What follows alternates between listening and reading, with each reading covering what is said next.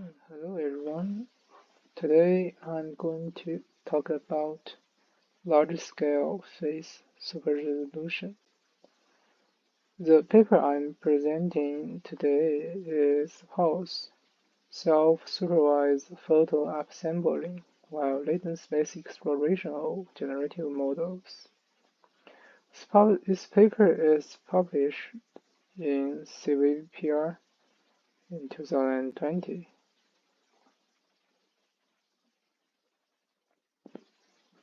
First, let's discuss what is phase superresolution.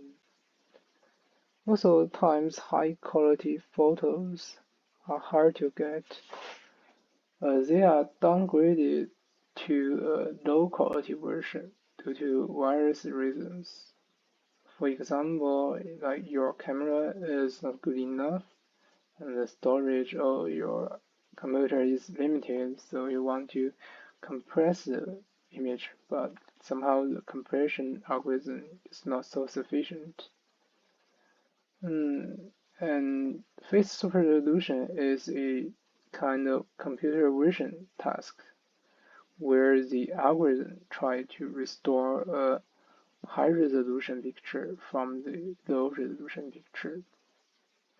On slide, you can see that the man's face is somehow downgraded to a low resolution version, and with the help of the phase superresolution, we can restore the high resolution version of his face. Usually we call this a super resolution version of his face.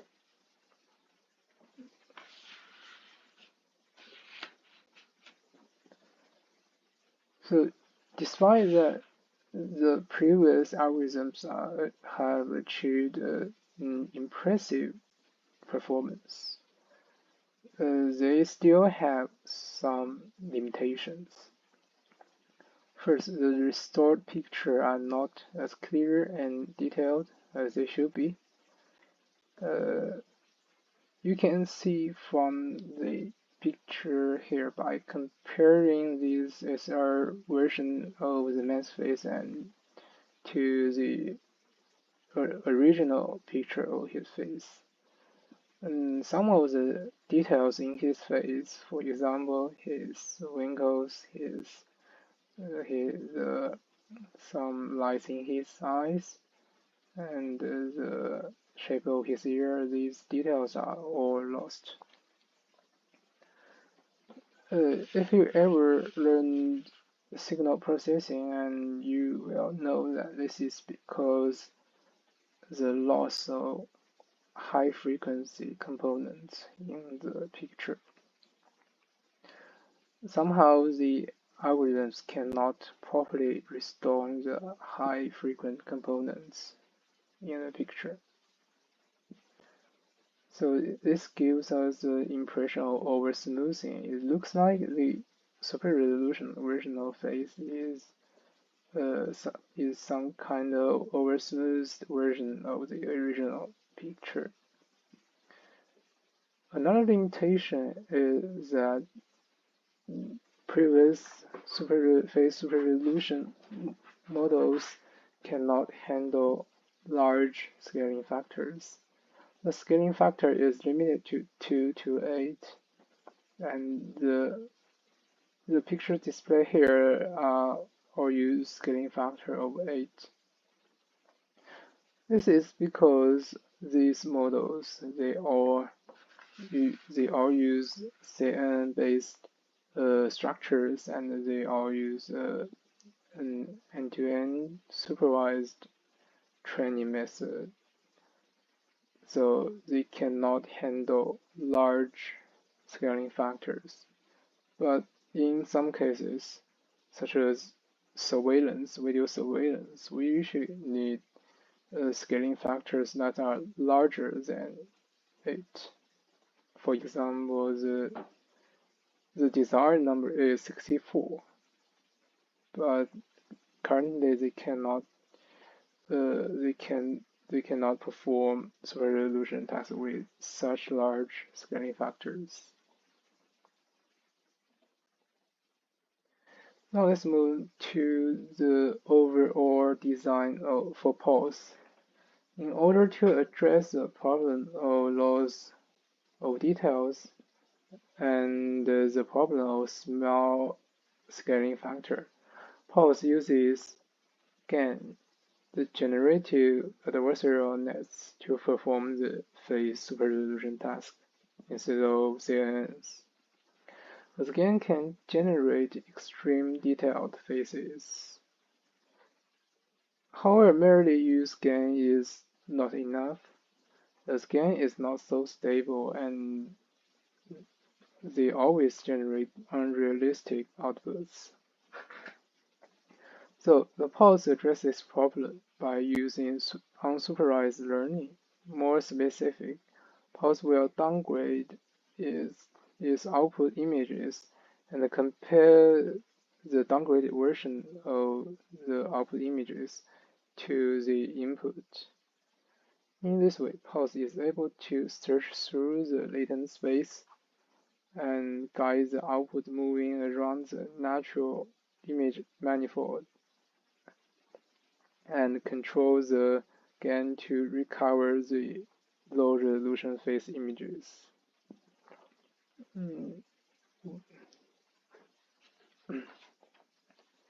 To understand some of the terms here, we need to introduce some basic ideas.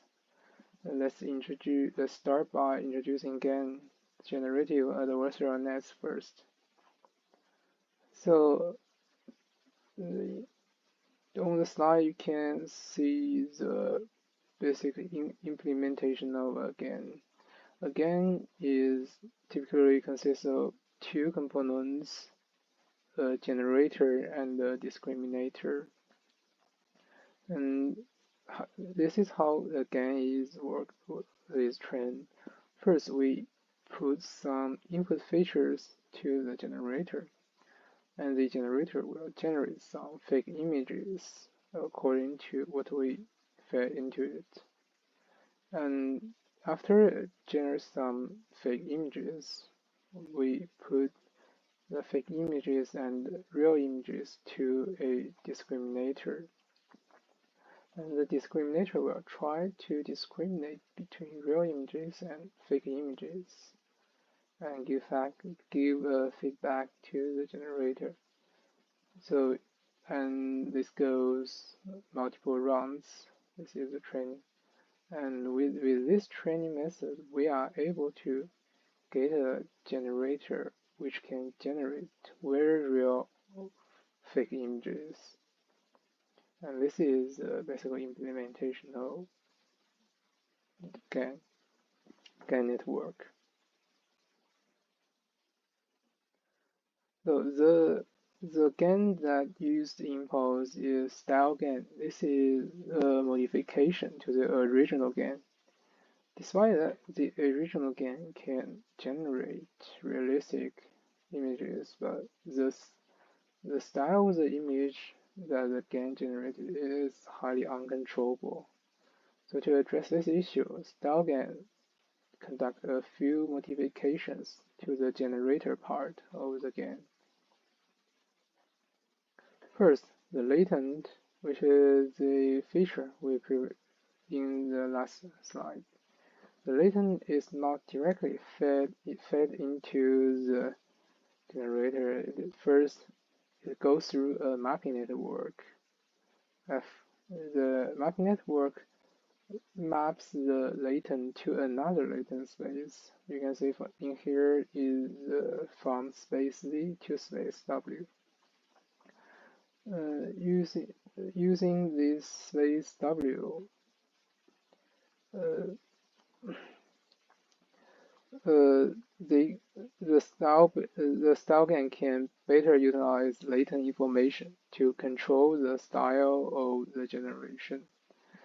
To be more specific, the latent W is fed into some learned affine transform, and through this learned affine transform, it is added to the network to guide the style of the generation.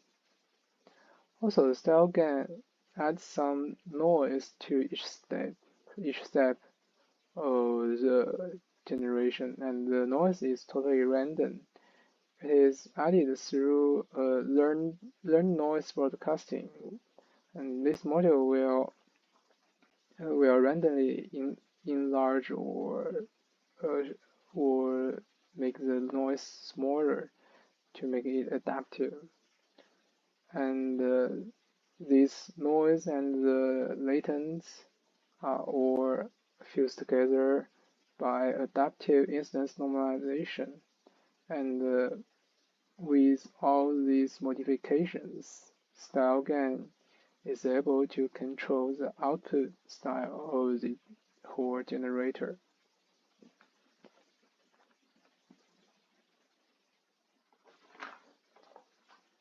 Next, we'll see what exactly is latent representation and latent space. So you can just think latent representation as a feature of the input image. So latent representation captures important features of the data, and it is a kind of mapping for the data. The captured essential features or attributes of the input image is not so obvious from the raw data. So here you can see that we first feed the input image into an encoder, and the encoder can generate some get some latent representations of the input image by some like porting or convolution. Also, because the latent representation is encoded with the most important features in this input image, so we can feed the latent representation to a decoder or a generator, as we mentioned before. The generator will generate a reconstructed image according to the latent representation, and we can expect the reconstructed image and the input image carries similar attributes or features. And the latent space is of course a space which consists of latent representations.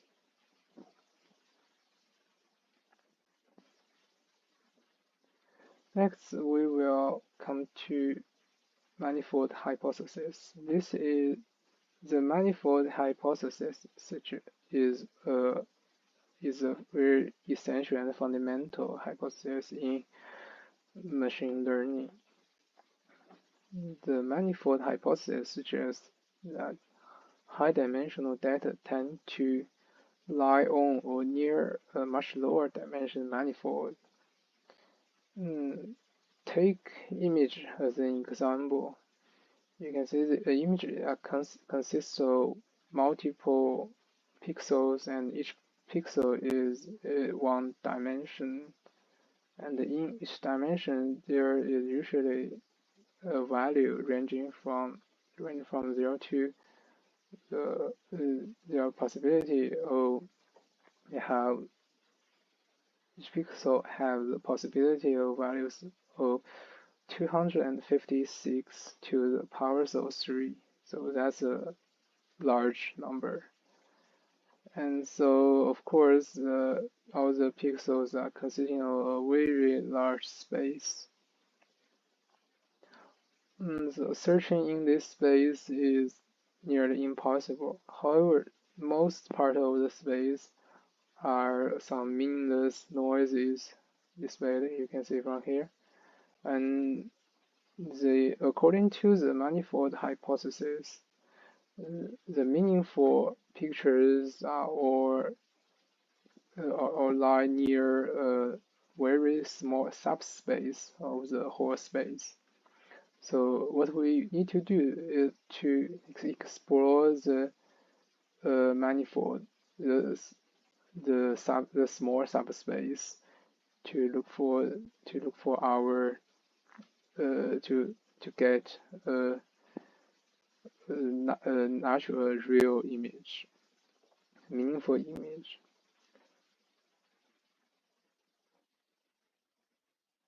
Come back to the idea of the pulse.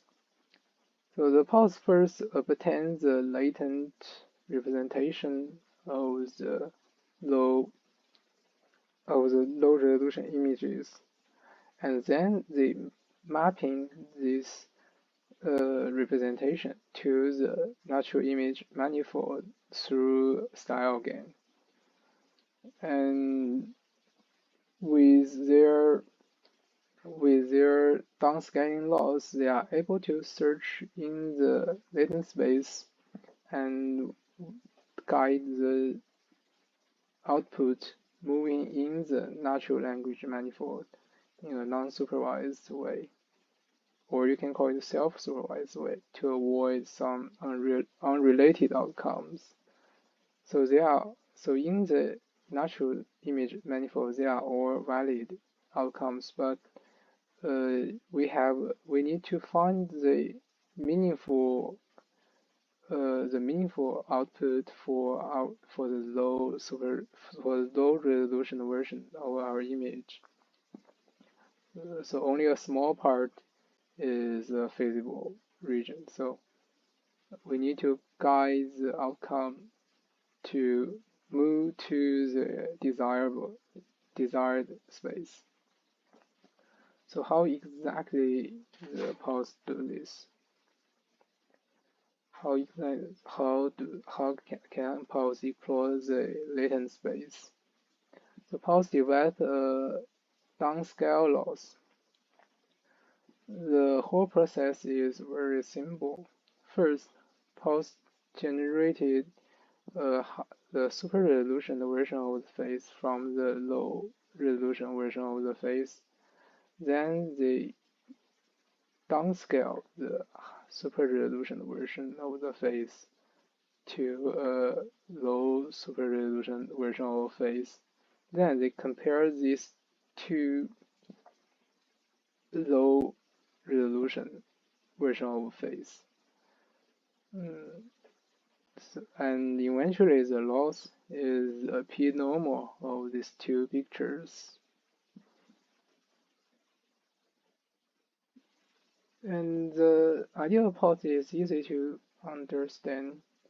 And so here's some experiment settings of there in the paper. First, the training of the style gain. The cell is trained on the Flickr face HQ dataset, and this is the default dataset for style gain. And the results of the experiment is evaluated in Calibre HQ database. This database contains multiple phases of celebrities, and the scaling factor used for evaluating is 8 and 64, because previous face resolution models cannot perform any scaling factor that larger than 8. So this is the result for the experiments.